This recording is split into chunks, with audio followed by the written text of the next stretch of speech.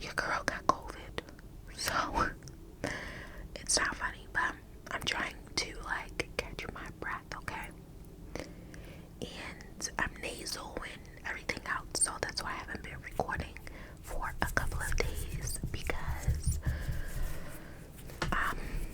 I was down for like the first 3 days, just in the bed. Like I didn't even want to get up to use the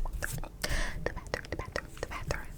So I finally feel better today, where I can say, okay, let me go ahead and film something for you guys. But it is gonna be a ramble because, like I said, I am out of breath and I don't have time for nothing else. So before I get into that, I do have a candle.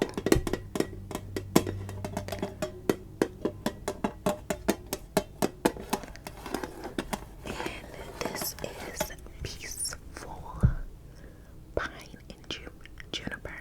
So I got this from Target. And as you can see, we have a clearance. It's $5. So yeah, I got about like 5 of these. It smells so good. And who doesn't like clearance?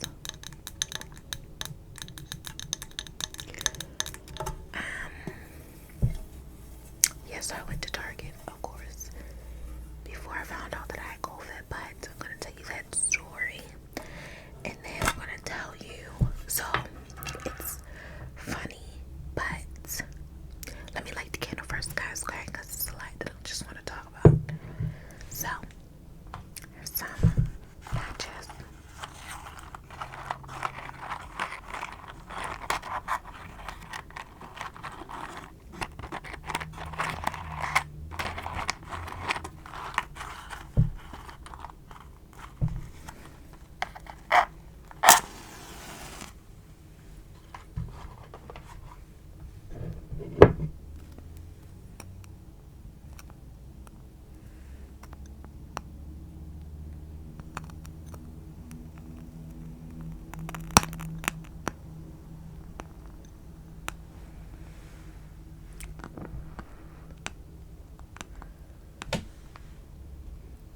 Okay. So let's move that here so that way you can see. It's pretty. Okay, now I do have some Jolly Ranchers.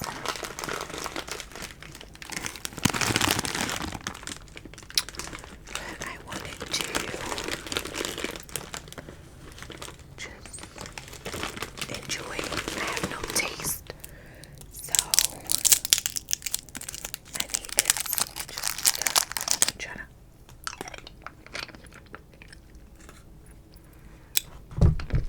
I can kind of taste that. Okay, so the second story that I do want to talk about is my health. And it's crazy because big shout out. So big shout out to ASMR October. That's how she says it, and it's to die for, okay? But hey girl, if you're watching, so I have to return the favor back to you. So she shouted me out a couple of days ago on her colitis story, and she thought of me enough to talk about me and my Crohn's. So I realized after me watching that video, I was like, you know what? That video was like over a year ago that I talked about that in a teddy bear video, and it explained why I have so many teddy bears. Well, not teddy bears, stuffed animals. So before I had seen this video that she put up, I had several people reach out to me asking, you know, what type of health issues that I have, and could I explain that a little bit. So that was, like I said before, she did a video. So I was like, okay, let me go ahead and give you the details about that. So I'll start with that, and then we can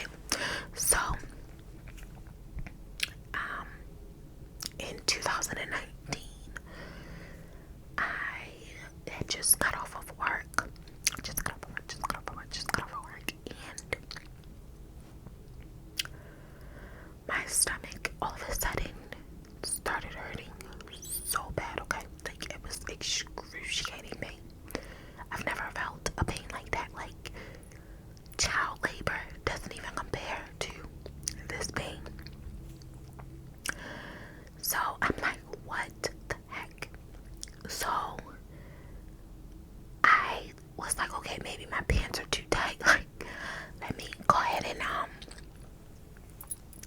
unbutton my pants or whatever. So I buttoned my pants, like your girl took them off. Okay, I was walking around the house with no pants on because I'm like, something is going on. This person up against my stomach. So when I noticed that didn't work, like my pain went away a little bit, and then like 2 minutes it came back. So it was like contractions, not the feeling, but like the timing, because it would come and then it would go, and then it would come and go. So I was like, okay, like something else is going on. So then I felt the urge to have to use the bathroom. Now, okay, all of us are mature here, so I don't need any comments if you feel like you're gonna be immature and can't handle the word diarrhea or whatever the case is. Please click off, because I don't have time to entertain that. But if you are mature, good, we can continue with the story. So I had diarrhea, so I'm like, oh my gosh. So I run to the bathroom and I'm using the bathroom, but my stomach pain is like not getting any better. So I'm like, what the heck is going on? It's to the point now where like I am hovering, like holding my stomach and like hunched over. Oh my gosh, just fruit flies gonna get on my nerves. So I'm hovering, like putting pressure to my stomach, but it wasn't working.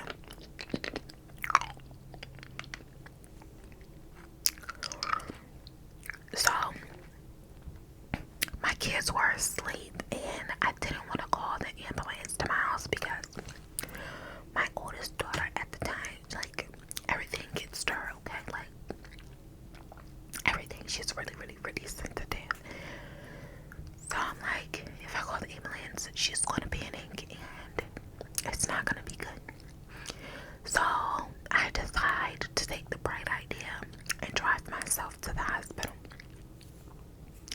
So the hospital at that time where I lived was like 15 minutes up the street. So I got in the car, and that car ride was like literally the longest car ride ever. So I had to pull over because my pain was so bad. Like all I could do was just grunt and moan and just, but I had to close my eyes and do it. And I was just like, my hand was on the steering wheel and my head was like down, and I'm just like, oh my god, like. So I had to keep pulling over. So that was like a long ride to the hospital. So once I get in there, I go to the emergency side, and as soon as I walk through the revolver door, I literally drop to my knees because the pain was so intense. Like, it was like my legs fell from underneath me. Like, it was no control, okay? No control. So everyone, of course, naturally comes running up to me, the nurses, and so now I'm up chucking, like I'm throwing up. So they're like, oh my gosh, like something's going on. So their initial thought was that I had appendicitis and my appendix had just ruptured. That was their initial thought, because again, all I could just do was like I was just groaning, okay? So they initially, like, they put me in a wheelchair, and then they rushed me in the back. So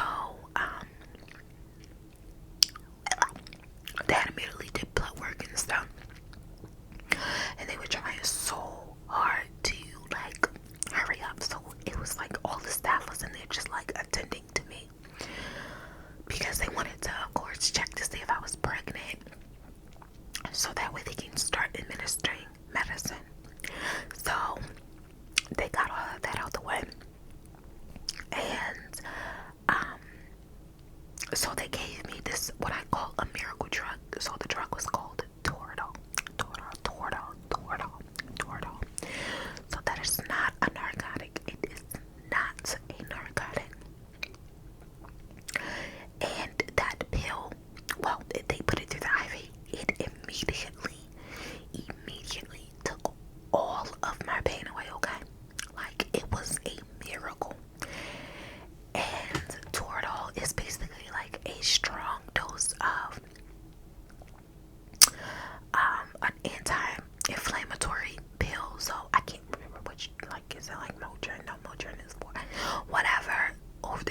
medicine is for anti-inflammatory. Toradol is a really strong dose of that. So because it's so strong, they can't give it to you often. So you can only get it like every 6 hours, but you can only get it for 1 day because it will damage your kidneys. So in between the Toradol wearing off, they would give me morphine and things like that, and oxycodone to kind of like balance it out. But the narcotics was not working. Like, that was a time where it's like, no. I was fussing with them like, is there anything else like Toradol? Because the narcotics is only making me high, but I don't want to feel this pain. Like, this is unbearable pain. But unfortunately, that was the only medicines that they had. So once they gave me the Toradol, I'm sitting in the wheelchair and I'm like, oh my gosh, thank you, Jesus, because there's no way that I could live physically like that in that pain. There's no freaking way. So they took me to get a CAT scan and all of these other tests. Like I said, everything was so quick. It was just like bam. So I was waiting for the test results to come. So this nurse that came and she was like, how are you feeling? So I was like, mind you, they never put me back out in the waiting area. Like, I stayed behind in the triage area. So she was like, how are you feeling? So I said, oh my gosh, like, it feels so much better. I can talk, I can open my eyes. So she was like, I'm not supposed to be telling you this, but your intestines are twisted. So I'm like, what? That was the first time I've ever heard about, intestines being twisted. I didn't know what that meant, how severe it was. Like, I didn't know anything. So I'm like, so she like, I can't go into the details, but that's what's going on. So she like, this is a serious issue, and that's why you are in so much pain and vomiting. So I'm like, okay. So she was like, the doctor will come and get you, when it's plain everything, but you are going to be admitted. So I'm like, alright, now that just changed the whole dynamics of what's going on. So they initially, they eventually admitted me and they put me in my room. So because again, like I said, Toradol, they can only give it to you every 24 hours. Well, only once. I'm sorry, not every. Only 3 times in a 24-hour period. Like, and that's it. Like, every time it wore off my stomach, I'm crying and screaming. Like, oh my gosh, no. So the doctor came in and he was like, okay, we're gonna try to put you on what's called a bowel rest, and that's where you will get nothing by mouth, nothing at all. Like, you will just completely rest your bowels and see if it will unravel itself, because sometimes your body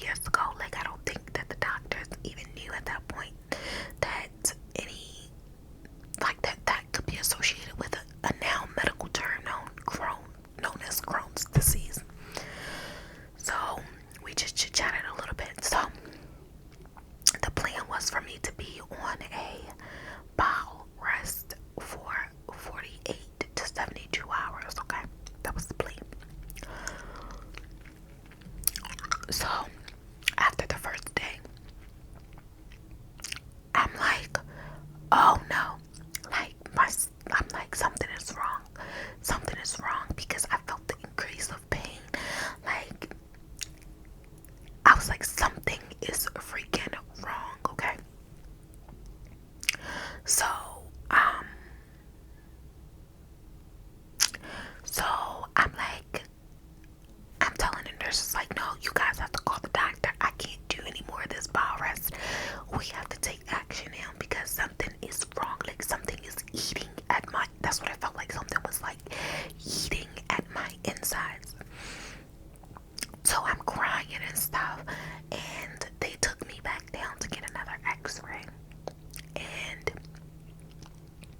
the results shown that my bowels had now twisted an additional 3 loops. Okay, so pause. You guys always pay attention to your body. Okay, don't let nobody tell you what's going on with your own body. We know when something is wrong with our body. So the doctor comes in, the surgeon, and he's like, okay, this is the plan.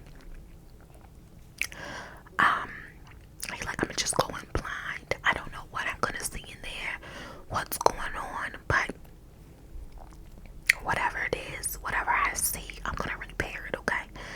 So I'm like, okay, do what you got to do, but please get me better, okay? Please. So I made a little joke. I was like, but can I get in the shower first?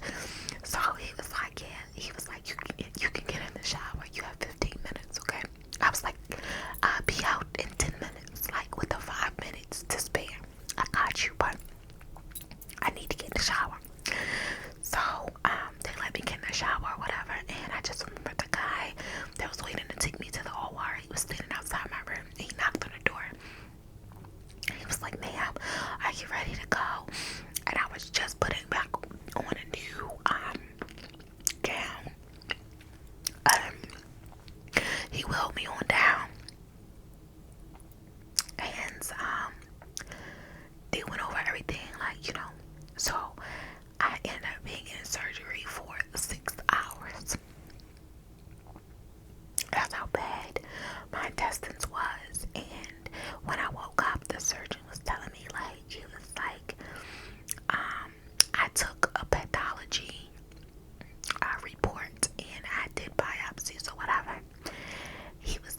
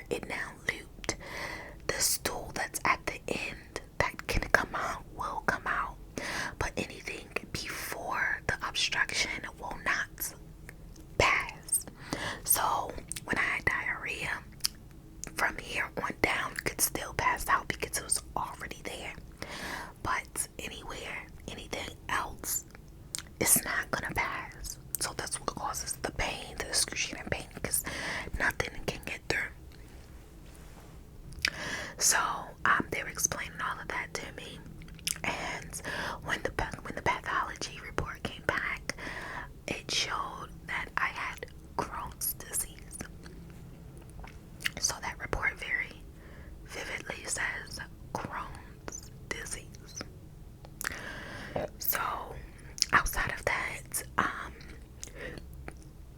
I stayed in there 6 days, and right after that, I had another surgery. 6 months after that, I had a stricture, where you are so inflamed in your intestines that nothing can pass through.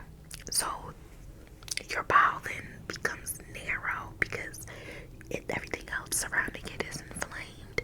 So what they have to do is go in and take a device to blow up that intestine part so that things can start going back through. So I had that. A year after that, my colon collapsed, and that was during Christmas. I was in the hospital for Christmas, and I was so down because I'm like, I miss my children. I was so down during that time, and I was there for like a week and some change for my colon collapse. But I had friends coming up to the hospital surprising me, bringing me Christmas food and all sorts of stuff. So then after it's just a repetitive cycle, okay? So as of now, you feel like there's so many medicines, so many medicines that I am technically supposed to be taking. But I weigh my options, I do my research on the medicines, and one common medicine is prednisone. So that is a steroid. So when you have your flares, Crohn's flares is what causes inflammation. And when you have these, they have you on steroids so that way it can decrease the inflammation. But as we know, steroids makes you gain so much weight, okay? And I am on the highest dose of steroids. So I'm technically supposed to be taking 80 milligrams. But that's no. Cause in 3 days I gained like 20 pounds. Like my face is out there. It's a mess. So already Crohn's is like an up and down thing, because 1 minute you can wake up and your stomach is so flat, you're fine. Then the next minute you wake up and it looks like you're pregnant because it's so much inflammation that it now protrudes through your stomach, and now you look like you're pregnant. Also, because Crohn's is directly infecting, affecting your intestines, and your intestines is responsible for 60% of your body. So your intestines plays a major role. And when you have inflammation and all of that ulcers going on in your intestines, it now starts showing on your skin. So you guys will hear me in a lot of videos say, my skin right now is messed up. Like, that's what's going on, is that I'm having a flare up. And so it immediately then shows on my face. Also, you can lose a lot of weight because you can't what do I want to say? Like, absorb the nutrients that you would if you were eating something, because Crohn's, you have diarrhea, so you use the bathroom like 7, 8, 9 times a day, and it's diarrhea every time. It's not a hard stool, so everything that you eat immediately comes back out, and things that you need to absorb is not. So you can lose weight really, really easy, and then you can pick it right back up when you're on treatment. And me, because I've had my bowels resected, part of my bowels resected, I